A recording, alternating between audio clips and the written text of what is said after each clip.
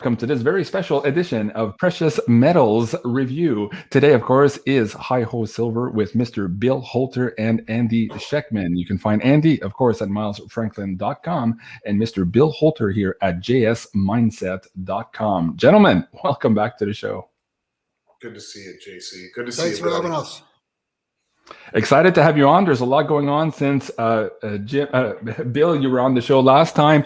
And I guess the biggest overarching conversation point for us today is the fact that the narrative is breaking down. Now, you and the boys have been talking about this on James Mindset here on your weekly calls and with some of your writings. Can you maybe share with the audience how you guys see the specific points of the narrative breaking down and how that is also translating here on the populace at large, making suddenly different moves to protect their financial assets? And I do want to warn you, we still have these weird censorship algos going against, so choosing our words a little bit here would help a lot as we get into this narrative breakdown. Billy, that's a good thing to say, Jean-Claude, if you know Billy the way I do. All right, Bill, where do you want to start, man? The floor is yours. People are excited to have you on the show. Go ahead. You don't want to get shut down. Is that what you're saying? Pretty much. For telling the truth. Yeah. It's happened to me 3 times already. I think I'm good for a while. Well, then, I'm not really sure. The narratives are breaking down. One of the narratives, obviously, is the COVID and the vaccines. Mm-hmm. And now there's proof positive via actuaries at insurance companies. The death rate among 18 to 65-year-olds, and they're able to track this because group life insurance policies, the death rates are up 40% the second half of the year last year. Mm-hmm. And those are just hard numbers. Now, that's like I don't even know what the number is. It's like more than a 10 sigma event. That's like an impossibility. It's never, ever, ever happened. It's never happened anywhere in the world, but yet it's happening.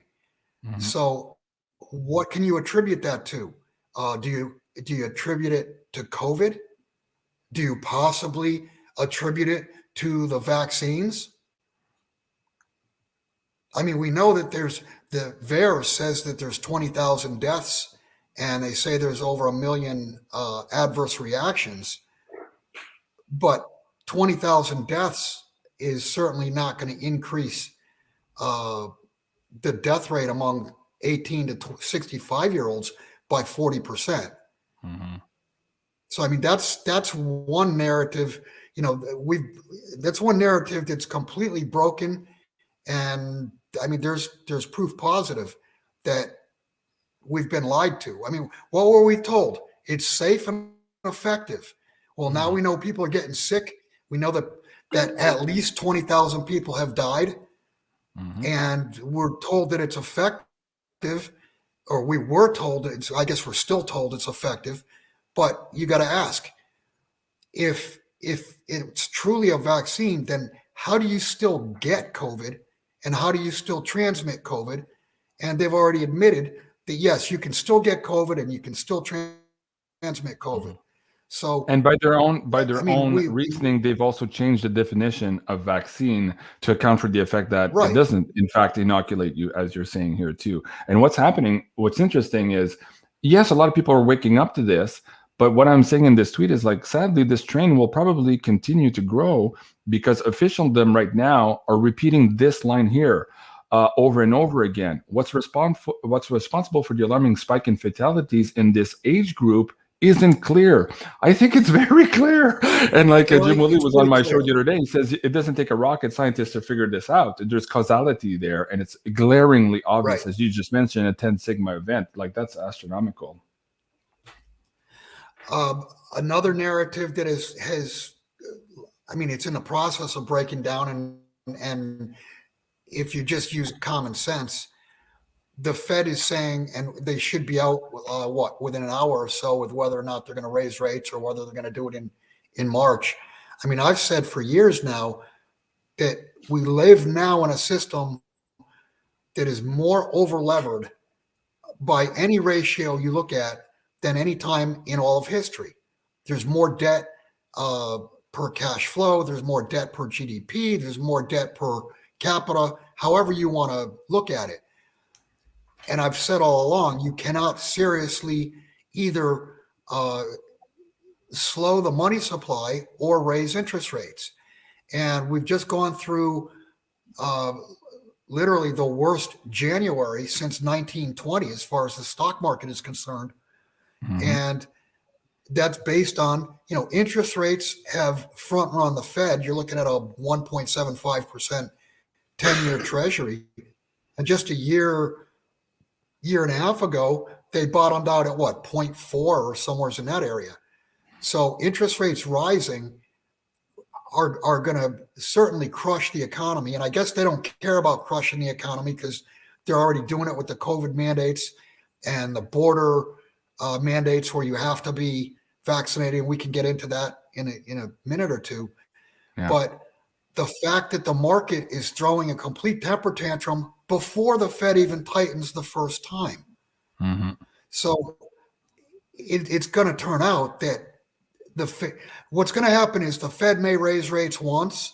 They may raise rates twice. They may not even get to raise rates once. We'll see. But the market's going to throw such a temper tantrum that where are we going to be again? Another round of QE, which goes back to Jim's QE to infinity. Yeah. You mentioned the interest rates here in the States. They're about to announce that here today.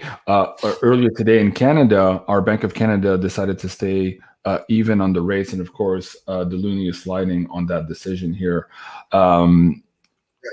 Andy, you were on the show last time and you talked about the fact that, heads you lose, tails you lose. The Fed was caught in this weird conundrum.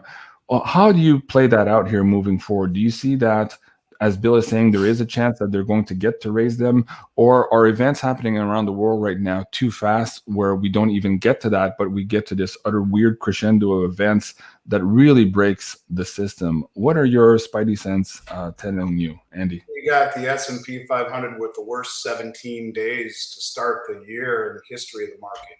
That's Wall Street's way of saying, don't forget, we can crash the market anytime we would like. In my opinion, it's they're putting a gun to Powell's head, and that's kind of what Bill was talking about here, where you're looking at a massive taper tantrum. I call it a taper tantrum because if they start to taper the way that they said, in fact, actually ceasing their asset purchases and in fact unwinding their balance sheet by March or April or into the summer. You would be looking at a massive meltdown of epic proportions. And to Bill's point, when you have the world reserve currency right now trading at a 0 on the federal funds rate, they don't have a lot of ammunition. So I do think they're going to raise rates 1 or 2 times, maybe by 50 basis points each time, to let the market throw up, only then to, as Bill is saying, to reverse course, to start stimulating again, double down on easing, because really they have 2 choices. When it boils down to it, they have 2 choices. They can inflate or they can default. We're too far down the rabbit hole to make any substantive difference, especially when you realize that all 3 major asset classes in the U.S., stocks, bonds, and real estate, at all-time highs, and as Bill said, levered to the gill. Don't forget, let's not forget to throw in levered margin debt. They're inversely correlated to a rise in interest rates. And so you can only go so far before you start to see massive convulsions. And I think the Fed will do what they've done in every administration past, with maybe the exception of Paul Volcker, when he came in and actually rose the federal funds rate above the rate of inflation. In order to do that now, you'd have to raise rates to really get tough on inflation. They talk about raising rates to 2%. That's spitting in the ocean. It doesn't do you any good. When you have inflation at 7% measured by the CPI, which excludes food, energy, and housing, and as we've talked about before, John Williams saying it's 15%, but just to get to their CPI number, you'd have to raise the federal funds rate 700 basis points. Everything would collapse. It'd be the greatest depression of all time. So they can't do it. All of this rhetoric is jawboning. I mean, if they really wanted to get tough on it, they'd say, we're raising rates to 8%, period, end of story, done. Mm-hmm. And then it would collapse. Maybe that's the best medicine for the predicament that we're in. It should have happened in 08. Mm-hmm. Anyways, I think Bill is dead on. They just want the world reserve currency to raise up enough so that when they have to reverse course, they don't have to go nominally negative, because that would not be a good thing for the world reserve currency to see interest rates nominally negative when we're already real negative by over 5.5%. Let's get into the stock market here. Grantman was saying just the other day. Oh, Bill, go ahead. Go ahead, Bill. Yeah, I just want to mention Paul Volcker was able to raise rates to 15% because we did not live in a levered system at that point. There was still plenty of collateral. If you think about it, after the Depression, people were very scared of taking on debt. They were scared of taking on mortgages. They bought cars, they bought houses with cash. They didn't borrow. So we lived in an unlevered economy. So he was able to raise rates to 15% and not crash the economy because there was still the ability to borrow against unlevered assets. In today's world, everything is levered. Mm-hmm. Yeah, exactly. Good point. Swimming in this sea of debt here we are. I wanted to go back to this article here. Grantman was saying just the other day, I think it was on the 21st, that he was expecting the stock market to crater maybe 50% here. And he's talking about, of course, some of the key words that you, Bill, Jim, and Andy have been saying here for years, that this was the biggest, maybe largest wealth destruction in U.S. history. Do you guys want to take a stab at that? And is he close? Is he being conservative at 50%? What's your take on this, Bill? I think he's being very conservative. And I think it's easy to say that because where were we 2 years ago? I mean, the Dow was what, 23,000, 24,000? And if you go back to just 5 years ago, the Dow was 18,000.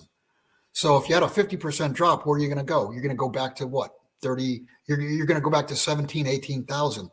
Mm-hmm.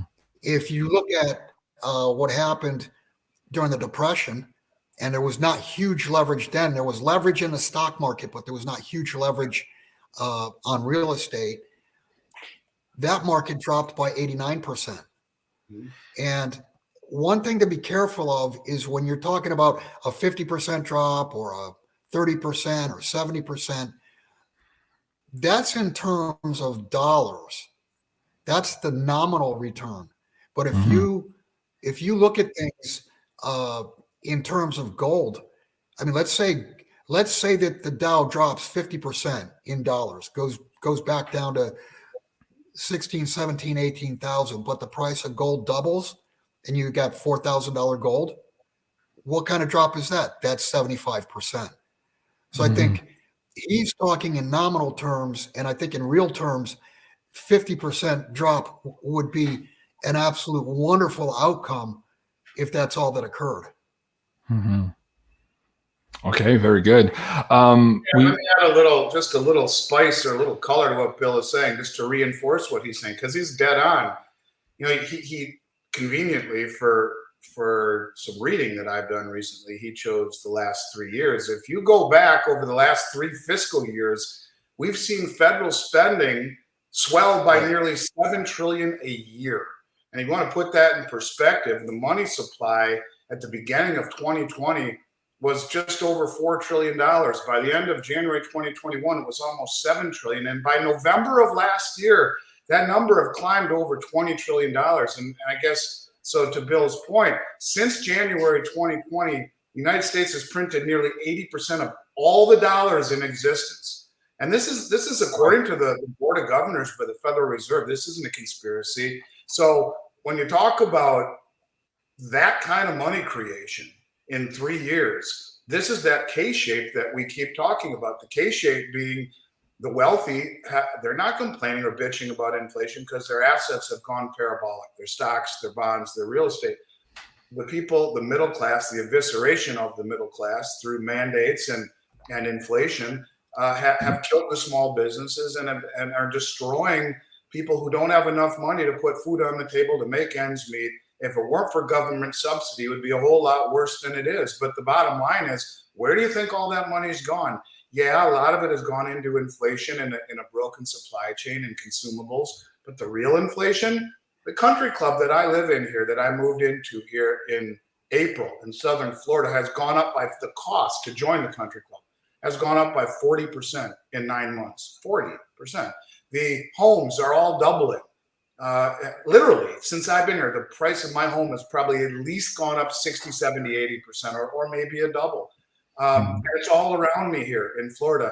And look at the stock indices, look at cryptocurrencies, look at the bond market. Everything is exploding in value because of all of this money that the Fed has put into it. So when you look at what Jeremy is saying, and to Bill's point, if the Fed is talking about sucking this liquidity out of the market, and they're talking about up to $2 trillion over the next 2 years, de-levering off their balance sheet, or getting off their balance sheet, meaning sucking liquidity out of the system, we could see it go right back to where it was at the beginning of 2018. And the way that markets typically work as a pendulum, it will swing through fair value and go way past that.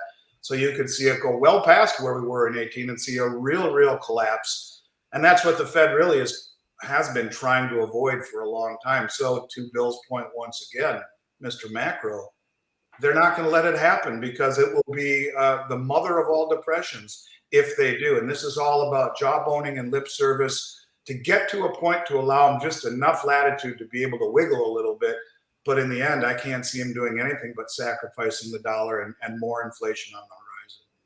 Well, we had the report on cryptocurrencies from the Federal Reserve last week. They're introducing the idea of this central bank issued digital currency, perhaps to switch over and pretend that, this part over here, the dollar doesn't work anymore. So let's switch it over to this one so that they don't have to admit default here. Perhaps that's going to be one of the strategies. But at any rate, all that is going to spell big changes for physical gold and silver. We'll get to that in a moment. But Bill, in your first part of the narrative breaking down, I had taken some notes, and you had mentioned this idea of shortages. And we have this big trucker rally happening now here in Canada.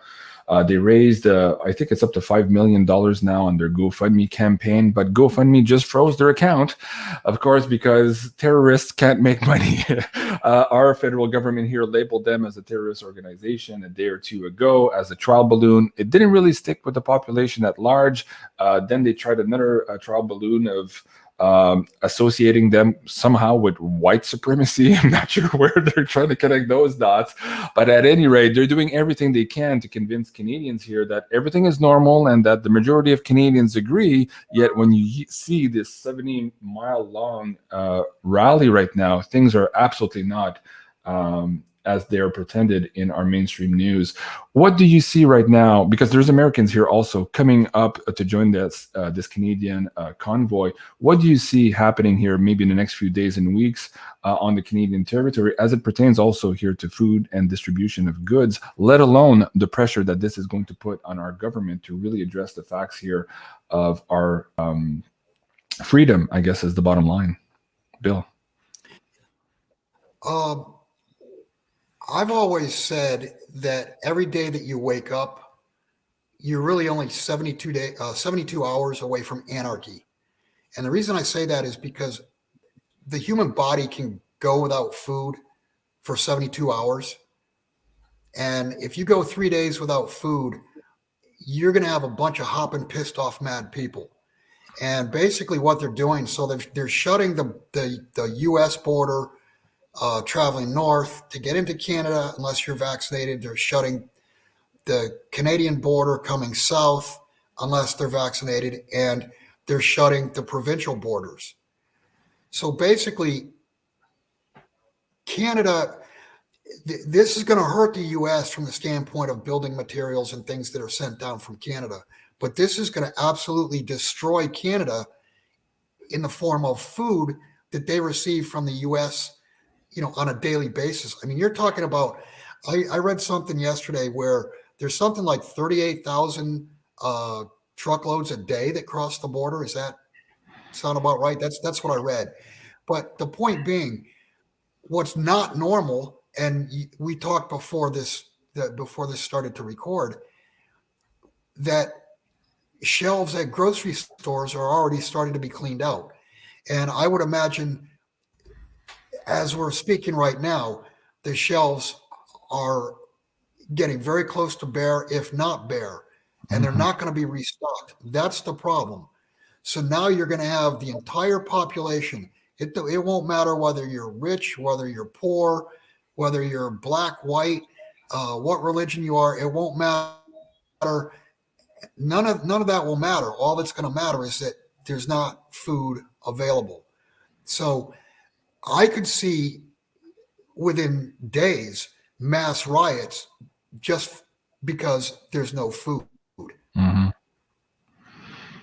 Now, this is something that we had talked about. We've talked about this for years. I know Andy has, and I know you have. It's a good idea. One of your things to do to prepare, and at this point, obviously, it's too late to prepare, is to try to be self-sustainable. And part of self-sustainable is, have 3 months, 6 months, 9 months or more of food that you can count on, that you can have if an event like this happens. And this event is now happening. Mm-hmm. Yeah. And JC, one other thing, if you're an American, somebody said this the other day, it's like it's no longer America, because in the past, if you had money, you could buy anything, absolutely anything that's produced anywhere in the world. You could buy it in the United States as long as you had the money. That's no longer the case. And it's certainly, not the case now that truckers are forbidden to cross borders. Mm-hmm. I'm just pointing to one of your many well-deserved interviews here on jsmindset.com, where you're talking about being prepared, and you and the boys were giving examples on how exactly to do that. So I do recommend the audience to go check it out here and look at the gold subscription package also, specifically to get access to these weekend calls with you guys these are absolutely very helpful. And I've been watching these since the offset of your collaboration, and I've always found that these conversations on the weekend gave me the bigger perspective on how to deal with some of these changes that are before us, even though 99% of the time the mainstream media is telling me everything's okay, go back to sleep, everything's normal. And here I am listening to Bill, Jim, and the boys. I'm like, oh, actually it's not. I need to prepare here. So folks, please do, at this point, late stage in the game, heed that warning and prep yourself. And it's not about talking about negativity or creating the problem. It's about, yes, hoping for the best, but also being prepared for the worst. You sleep a lot better at night when you've taken actions for yourself and for your loved ones. Let's go back to this news article here. I saw Goldman, this was on Zero Hedge. Is it time to buy a defensive real asset? Let's get into that here. We're seeing all of this crumbling around the world in the narrative. And we're seeing now in the last couple of months, you've been on the show before, Bill, and also Andy, telling me how people are in a hurry to give you their money. Not just that they want to make the purchase, but they're in a hurry to get rid of these paper dollars. Can we start there a little bit, Bill, and let us know what your clients are telling you as you're sourcing metals for them? What's changed here maybe in the last couple of weeks as this narrative continues to crumble for them? Well, it's really not the last couple of weeks. I'm going to say it's the last 2 or 3 months. I've had existing clients call and say, I've got cash in the bank, I want it out. Almost all of my new clients, when they call, they want to wire the money that day. They want it out of their account. So, I mean, there's definitely a sense of urgency amongst the public to obtain gold and silver. But while they're obtaining gold and silver, they're getting their money out of banks. And I think people are coming to the realization pretty quickly that money in the bank is not what it was 20, 30, 50 years ago. Money in the bank, they're looking at it as a potential liability with bail-ins or banks failing or what have you. Mm-hmm. Yeah, very good. And Andy, sorry guys, there is a little bit of a delay between Bill, Andy, and mine on the show here, so I'm trying to make sure there's no air pockets in the show. So bear with us here. Andy, what are you seeing also here in the last couple of weeks? I've been seeing reports that I can't really substantiate yet, but it appears that in Europe there's something happening in the physical market. Yes, you and I have been talking about people getting physical here in a serious way, and also the banks doing that in a very serious way, perhaps in the last year and a half. But now there's something happening maybe also in Europe where we're seeing limits being put on orders, orders not being filled, premiums going up. What can you speak to that personally as you're putting your ear to the ground here in this market, and then transform that also the conversation into here in North America? What are your expectations? Are we just seeing now the beginnings over there of something that's about to hit our shores as well? Well, let's start with the central banks. So this year marked a 31-year record for result. The central banks adding more gold than they ever have in 1 year, over 4,500 metric tons to their holdings. So you're seeing the central banks voraciously accumulated. It's well documented that the commercial banks like JP Morgan have used the manipulated price to accumulate copious amounts, and others. Then, of course, when we get to the wholesale side of things on large COMEX bars and whatnot, there's a great deal of shortness and supply issues. But when we talk about what's happening in Europe, it's very straightforward to me. There are three main distribution hubs in Europe. You have the UK, you have Austria, and you have Australia. The UK ran out of silver blanks 2 months ago. We placed an order for well over a couple $1 million, paid for it probably 60 days ago.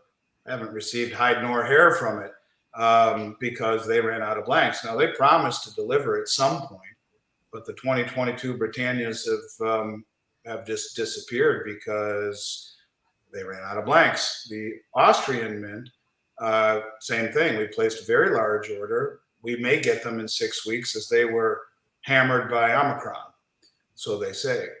And if we take a look at the Perth Mint, you know, John Adams has done a very yeoman's job for sure at documenting what was going on with the balance sheet, and so has Rob Keynes, the balance sheet of the Perth Mint. The interesting thing about it was that over the last 2 years, when people in Australia, including Shay Russell, who is a journalist there who interviewed me, echoing what I was saying 3 years ago when she interviewed me, she was saying it with gold, that couldn't find any gold anywhere in Australia. The Perth Mint would not sell gold through the window to their public. And I said, Shay, I can get it here, no problem at all. Well, the same thing happened over the last 2 years as they've talked about the impossibility of finding silver at the Perth Mint or in Australia. They have typically for the past 2 years been very good at shipping large amounts here to their wholesale interests here in the US. And for the last 2 years, I sold a lot of kangaroos. So you put it all together, you have the Perth Mint really ignoring domestic consumption and selling it to their big distributors here in the US, the 4 or 5 very large primary distributors who place orders for 20, 30, 40, $50 million at a time or more. You got the UK Mint out of blanks. You got the Austrian Mint more or less shut down because of the virus. You have the 3 largest centers of distribution shut down. And that's of no coincidence. You also have what I believe, what separates silver from everything else is the duality of its demand. You know, you have these surging demand applications, new applications in silver industrially, but you know, thanks to guys like Bill and Jim, to yourself, to Wall Street Silver, to Chris Marcus, Economic Ninja, Big Swear, on, there has been globally a renaissance in the demand for gold and silver. And so you put it together, you have rising energy costs, which is hurting the mining industry. You have the distribution problems, which is hurting the mining industry. You have the issues with the mints that is hurting the retail industry. You have the massive acquisition by the commercial and central banks, which is hurting the supply. And you put it all together, the supply is taxed, the demand is increasing, and it's only going to get worse. I've been saying this publicly for over a year. I get accused of being the little boy who cries wolf, that, you know, there's plenty of silver, there's plenty of silver. Well, you know what? At the end of the story, the wolf comes, and the wolf will come.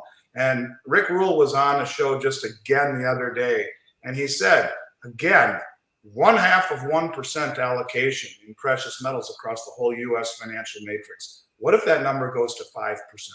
5% of people's holdings shifts out of equities that could possibly crater or collapse, or the bond market, or wherever this money is. How about the symbiotic relationship between cryptocurrency and Wall Street because of the financialization of the cryptocurrency market?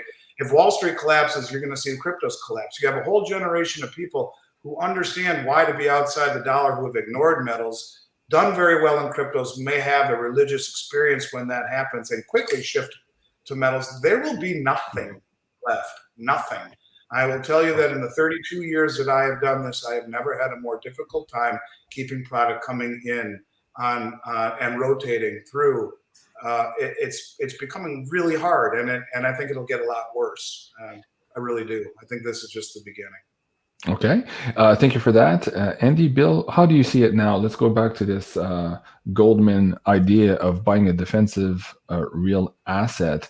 Of course, you've been espousing that all of your life, but what's changing right now in your audience members' minds, maybe in your clients, to really think about this in a completely new way? What are you seeing that's maybe could share with the audience why this time is different? Because you, like Andy said, we've been crying wolf for so long, but at the end of the story, the wolf does come. So what do you see being that trigger here to explain to the audience why this time now is different?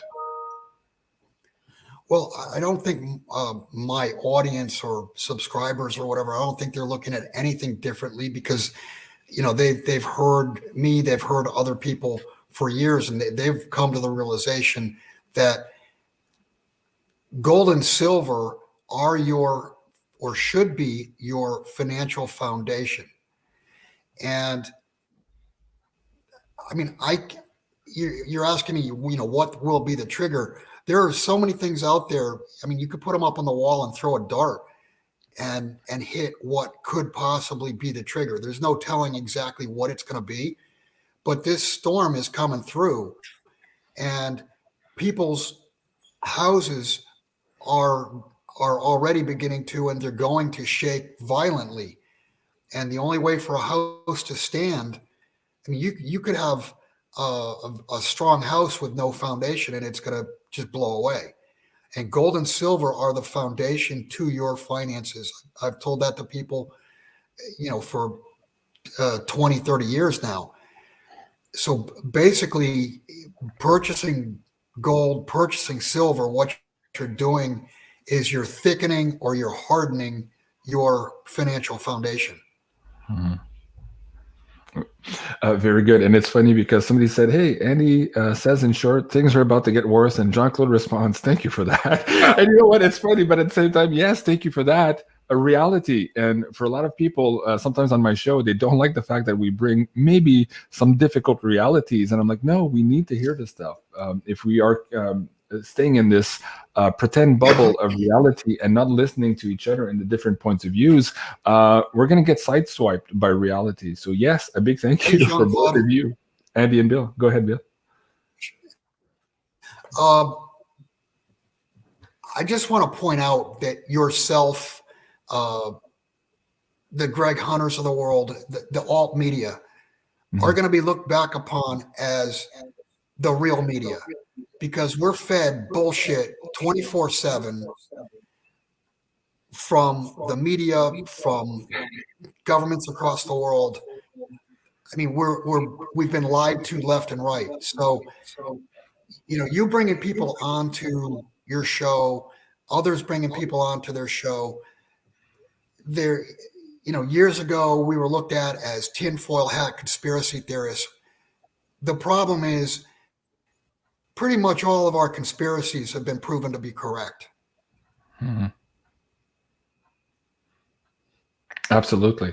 And I agree with you. That moment is coming in time. And Sarah keeps having this dream also that one morning she wakes up and the phone's off the hook and there's people in the front lawn. And something I said somewhere in an old video suddenly just went ballistic and everybody recognizes that we're in this new world. And oh my God, the crazy guy was right all along. So I don't know. Maybe it'll come to pass. Maybe it's sooner than later. But I agree with you. Man, the conspiracy theories have been proven right time and time again to the point now where it's almost a farce. Go ahead, Bill. And that's why lead is also an important metal. I knew that. Yep.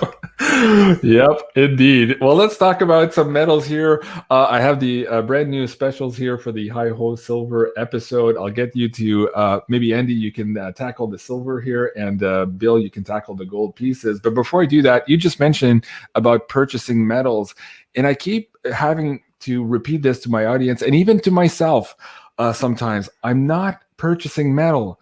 I'm exchanging my shit paper IOUs for the real thing. Right. And once you repeat that in your mind, suddenly it makes a lot more sense and you feel a lot more comfortable because, again, we're all suffering from this cognitive dissonance. We're suffering from the media telling us, oh, it's just pet rocks. Don't trust that stuff. It's old relics, blah, blah, blah. And so it's difficult to go against the grain. But when you repeat that in your mind, wait, I'm not purchasing anything. I'm not going into the I'm not spending my money. A lot of people are thinking that, no, these are my savings. I'm spending it by buying silver. No. You're exchanging that IOU for your hard work, sweat, and tears for the real, actual sound money. That is a big distinction to be had. So your thoughts on that first, Bill, and then tell us about these two different gold coins and why you absolutely love these St. Gaudens. Okay. The saints, to go back as far as purchasing metal, when all is said and done, and I've said this for years, when all is said and done, people are going to count and calculate their wealth in ounces. It won't be in dollars. It won't be in euros. It won't be in yen. And I don't think it's going to be I do believe we will have digital currencies, but I think people will count their true wealth in ounces.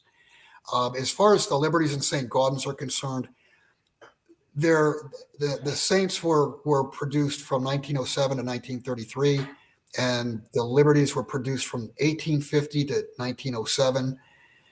They're considered collectibles, and one of the reasons, probably the biggest reason to own these, is that in the event of a confiscation, they are considered collectibles. They're not considered bullion. Now, could they change the law on that? Yeah, they could. I'm sure they could. But at this point, you could have 1,000 or more coins, and you're not a hoarder. You're a coin collector. If you look at what happened back in 2010, when there was fear that Obama was going to confiscate, if you had, I think it was MS-63 Liberties, graded coins, when gold was $1,000 an ounce, there you go. When gold was $1,000 an ounce, the dealers were actually bidding $1,800 per coin. They were willing to buy the coins back at an 80% premium over spot. So wow. The reason to own the Saints and Libs is that because they are considered collectibles. Obviously, there was limited mintage, and they haven't minted anymore since 1907 and since 1933. So the two specials that you've got up there, the XF Liberties, those are extra fine. The AU and BU, that stands for almost uncirculated, and BU stands for brilliant uncirculated. I personally think that the sweet spot in the Liberties and St. Gaudens would be the MS-62 and 63 Libs and the 63 and 64 Saints, because once you go up one notch from the 63 Libs and the 64 Saints, you're looking at a couple $300 jump in price. So you're not paying a huge premium to get to the 63 Libs or the 64 Saints. But once you go above that, they're truly collectible, and you're paying much higher prices. So to stay close to spot, I think that's where the sweet spot is. Okay, very good. So these are the discounts available today here exclusively for the Beyond Mystic audience. Andy, talk about the silver here. We have the Krugerrands and the American Eagles back in stock here. Yeah, real quick, just a couple of things. First off, regarding buying the metal, I've been buying it every 2 weeks for 32 years. That was a promise to my father when we started this company in 1989. It's wealth to me. It's always been wealth. It's not an investment. To Bill's point on the certified stuff, we do have a good amount of 62 and 3. In fact, we have about 600 or so, maybe more coins in stock, ranging between 62 and 65 grade in stock, certified at the best prices in the country.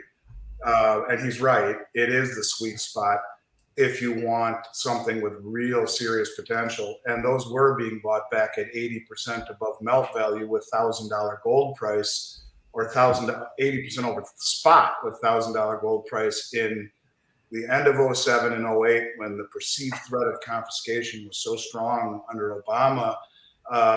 Those premiums went parabolic. I flew all around the country for 3 years buying back numismatics, swapping people into bullion because the premiums got so crazy high that you had to take advantage of it. And as markets typically do over the last decade plus, they have corrected back to below fair value. As an example, on these extra fine 20 libs at what did I have at 139 over spot, that is 1 to 2% above a gold eagle. And normally they would have been 10 to 15% above a gold eagle through my whole career. So these are really a hell of a value, as they are all the way up the grading scale. I'll deal with the Krugerrand first. As I mentioned, the Perthmint kangaroo, the Britannia, and I'll have some kangaroos soon, next week, I hope, quite a few of them. But the Britannia and the Philharmonic, I have no idea when I'm getting them. And so the affordable coins of the 6 mints, US and Canada have not been affordable, really, over the past 2 years in relation to the UK, Austria, Australia, South Africa. Well, 3 of those mints have been really hard to get product out of lately. So the Rand mint in South Africa, it's one of the 6 major mints. It's a high quality coin, and that'll be the best price in the country for any quantity. As far as the Silver Eagle, we are one of only 24 US Mint authorized resellers in the world. And I love the Silver Eagle. I love the US Mint products. They've just been too damn expensive.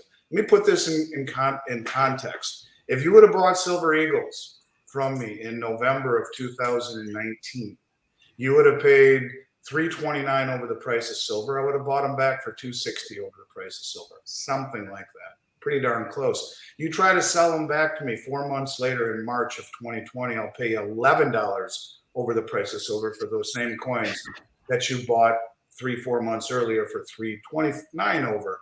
They've never come back down, ever. Now, this is the lowest I've sold them for in 2 years. These are the 2022s at 845 over. It is the lowest that we've sold them for, literally. And when you're paying over $7, $7.50 to buy them straight from the public, as we've been doing all year, these are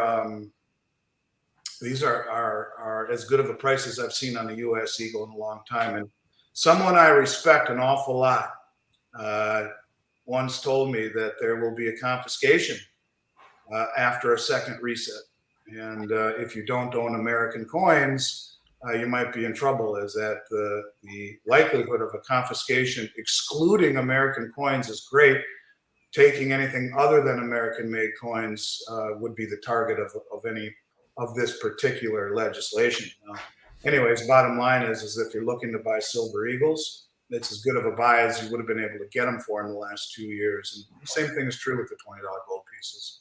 Absolutely. And just going around some of the other dealers out there with their promos, I'm always impressed that Andy always slides under the radar. I'm not sure how he does it, but he does it for you guys here on the Beyond Mystic audience. And we have another really cool special for you today, guys. We are giving away 2 100-ounce silver bars to the Beyond Mystic audience. And before you go too fast, please listen.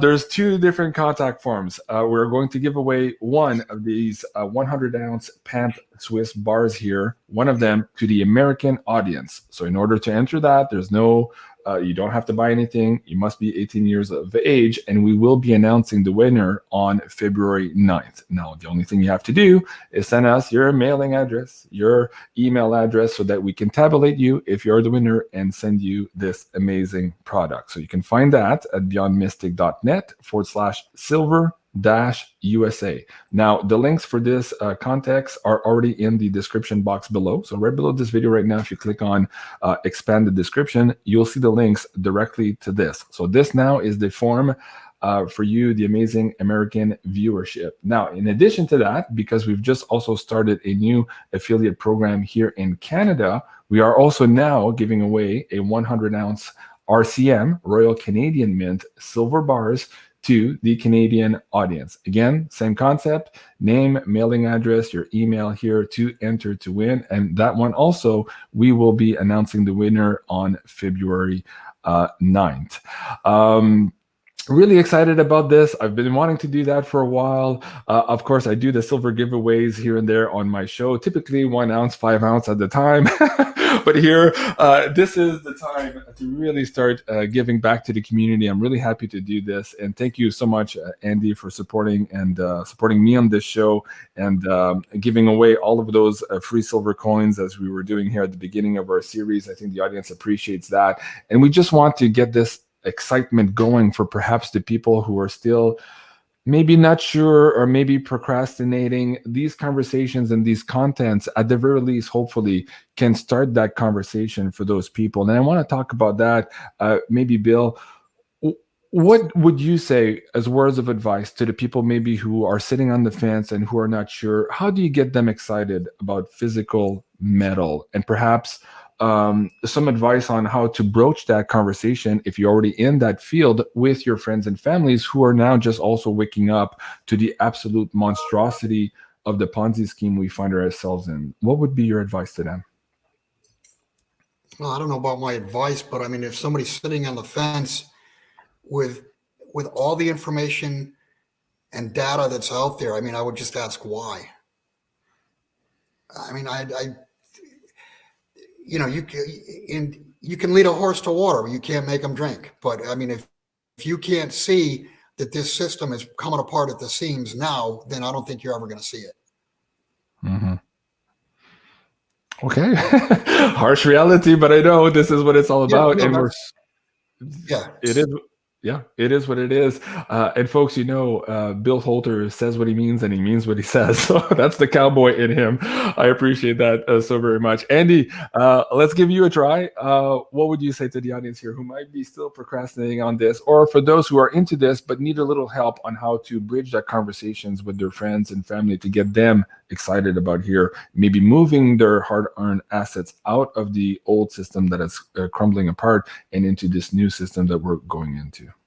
Yeah, I mean, I think the bottom line is you have to own real things. You have to own assets. There's an old saying that says, assets feed you and liabilities eat you. And I think if the Fed follows the same path that all the previous administrations have taken, inflation is going to wipe out or impoverish an entire generation unless they get real assets. And I think you have to own things that can't be printed away. You have to own precious metals right now. And again, and as I said before, it's not about becoming wealthy. It is wealth. And it's been wealth that's outlived every pandemic. It's outlived hyperinflation. It's outlived the Great Depression. And it's outlived world wars to boot. So, yeah, I think the time to put real wealth into your portfolio, especially as the Fed is caught between a rock and a hard place. As we said last week, heads you lose, tails you lose. There's never been a more important time to own it. And as you can see, people around the world are realizing this, not just here at home. They're realizing it in Europe. The commercial banks are realizing it. The central banks are realizing it. I think we need to take a step back and realize it, that things are going to get real interesting here pretty quick. And while it's still available, seeing how hard it is to come by this stuff, not a bad idea to cost average your way into a little bit of gold and silver. Anytime you see a dip, add a little bit.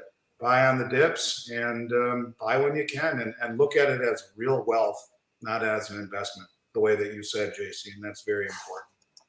Okay, very good. And Bill, as we close out the show, again, on this conversation of education, this has been a big, I guess, focus for my show. It's all about education, sharing the content, and you and the boys at JS Mindset have been doing that also here for years. So explain to the audience maybe who want to learn a little bit more on how all of this connects in the background, especially as it pertains to gold and silver, what they can find here at jsmindset.com, and what does that gold membership include for them?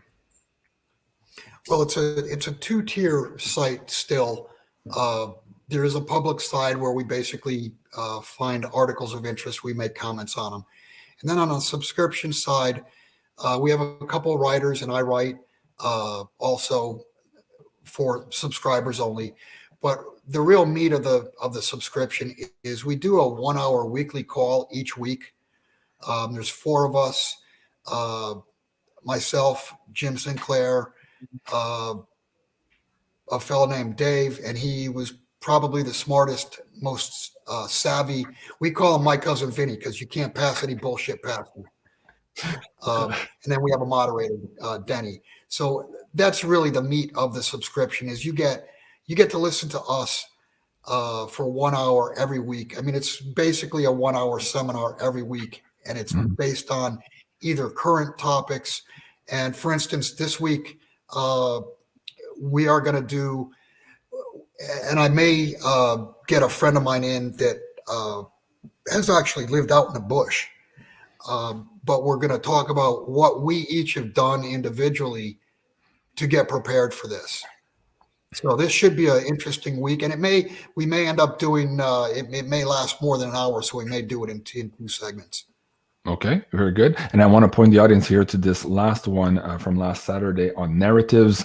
Bill kind of touched upon those things today, not in too much details, hopefully not to get us in trouble with our censorship, but Right. here they go full blown. So go and check that out. And at the same time, what do I want to say? Oh yeah, the addition of Denny, I have to say this as a viewer and a consumer of your products too, made it easier for me also maybe sometimes to connect the dots, because the tremendous years of experience that you, Bill, have and that Jim has, Denny has a way to pull that more into the common man conversation so that I was then able to share that information also with my friends and family and, of course, here on the show. So big thank you for that addition. And my cousin Vinny also tells it like it is on your conversations. I absolutely love his addition to the boys conference call here on the weekend. So thank you so much for that.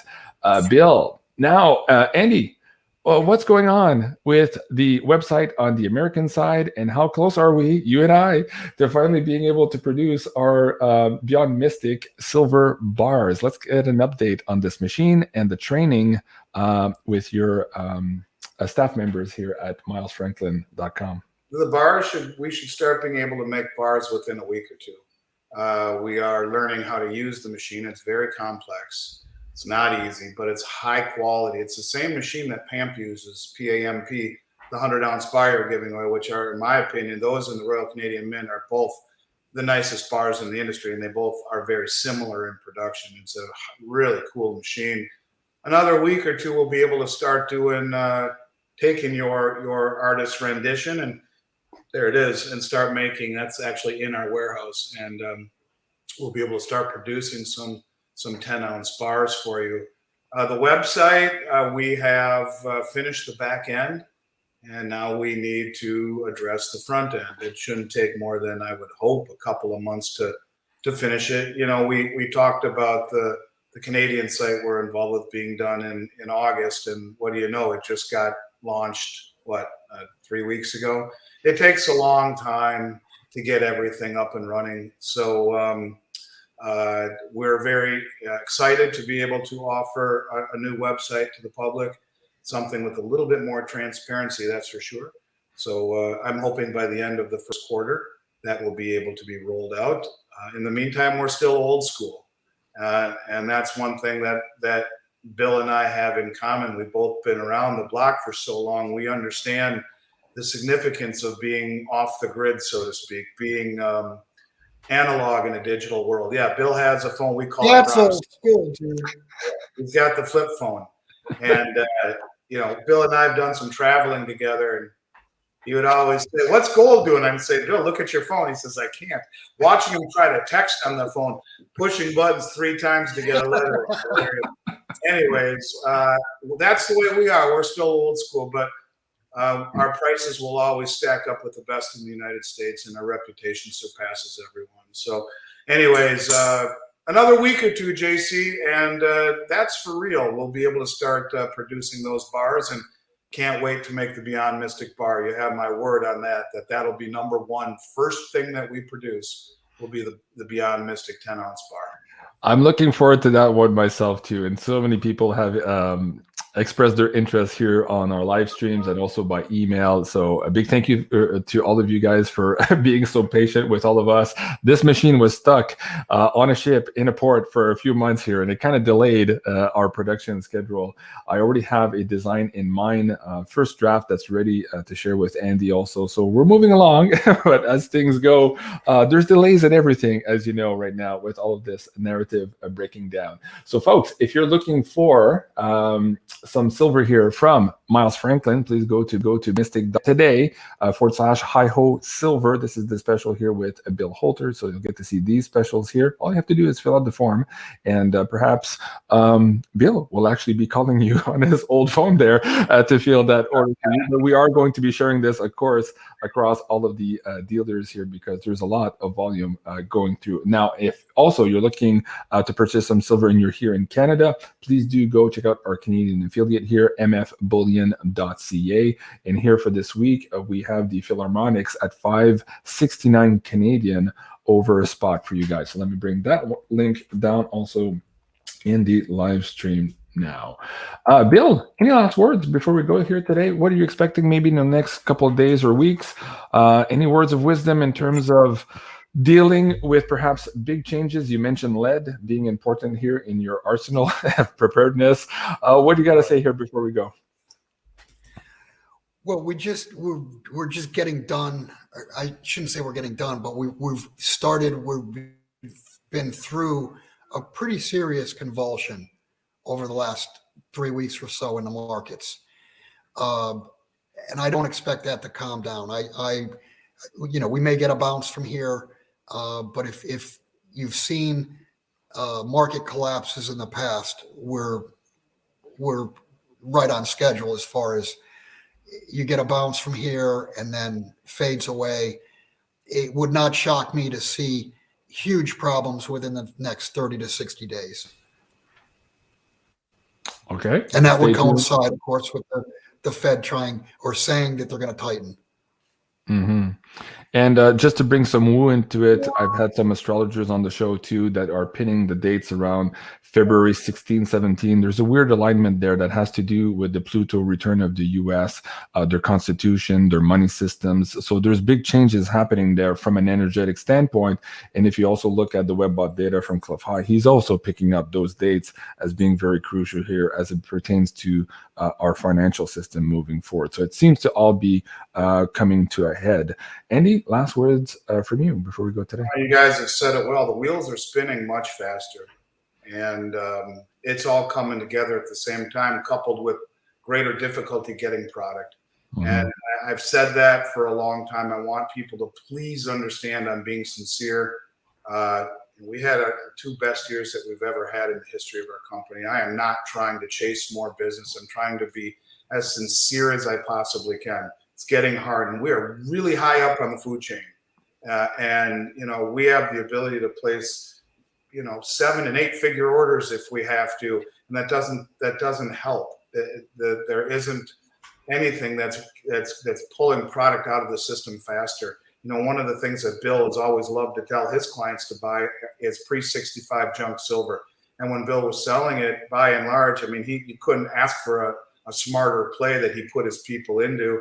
He was buying it for them at $1.50, $2 over melt value. Right now, you can't find it for under 6 or 7. It's more expensive than anything we sell, with the exception of Silver Eagles. It was genius. And the point of it is that it's emblematic of the fact that no one is selling anything. There is no secondary market.